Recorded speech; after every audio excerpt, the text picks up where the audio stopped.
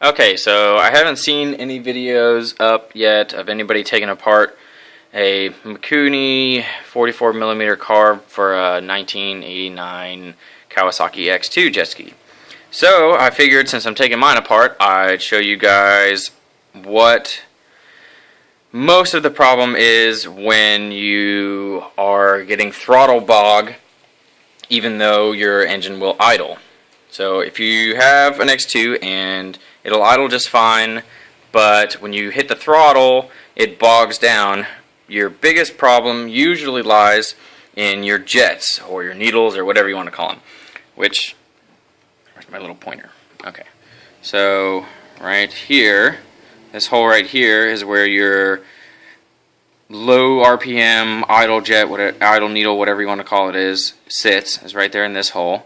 And then this hole right here is where your high throttle, high RPM needle sits. And a lot of times what happens, and your problem lies in where this jet is junk. As you can see, I have some fair amount of buildup in here from our wonderful ethanol gas that we get nowadays. It congeals and builds up all this gunk, if you can see that, and it will go into your jets and clog them up.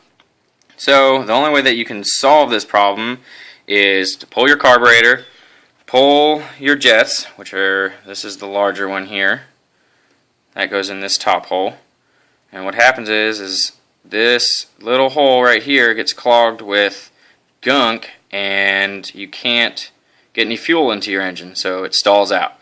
Now this is the larger one, but there's a smaller one. I'm just showing you this one because you can see through the hole a lot easier, and it's nice and clean and pretty now. But the smaller jet, which is this little guy right here, you can kind of see through it now. It had a huge, it almost looks like a little rock in there in comparison to the hole. It's nice and big. It clogs it up, and then you can't get any fuel through there. So when you hit the throttle, it'll bog down or stall. It just won't run right. Also, you'll get what's called RPM hunting, where your engine will surge up in RPMs and then it'll drop back down, and it'll surge up and then it'll drop back down.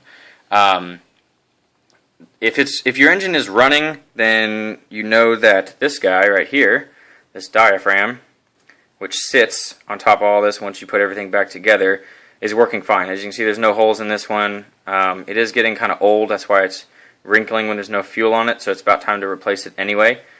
But as long as there's no holes in it, they're still good. And this little guy bumps back and forth, and that is part of your fuel pump system.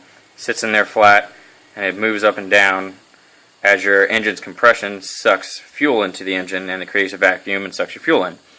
So the best thing that you can do is pop this off, and it's so much easier to work on out of the ski. As you can see, this is the throttle right here. This is where your throttle cable is going to be, and then obviously your valve and everything in here. So the best thing that you can do is it's two bolts right here, two nuts. You just pop those two off, pull the carburetor out, pull this cover off, pull your diaphragm out, and just clean everything off really good. Take your time and be really specific where you put things. As you can see, I have a towel laid down with all of my pieces laid out right here. You're going to need a toothbrush, which works really well, a can of carb cleaner so that you can spray everything off. I like these little dental tools. I've had them for quite a while. They work really well. It's like getting little tiny pieces out and everything, so those are a must. You don't have to get expensive ones or anything like that. You can just go to like a mom and pop place or Harbor Freight or something like that and pick up some of these. They're really cheap. They're like $3. It's totally worth it. When you pull everything out, make sure that your gaskets and everything are nice still, and you don't mess those up. You don't want to tear them. Take your time and just be really gingerly with it. Don't lose any springs. One specific one is this guy right here. That sits in there. That will shoot out if you don't take your time and be careful with it. I'll do a time lapse of putting it back together so you can see on my next video, and you'll be able to just diagnose and go from there. Okay, hopefully that was helpful.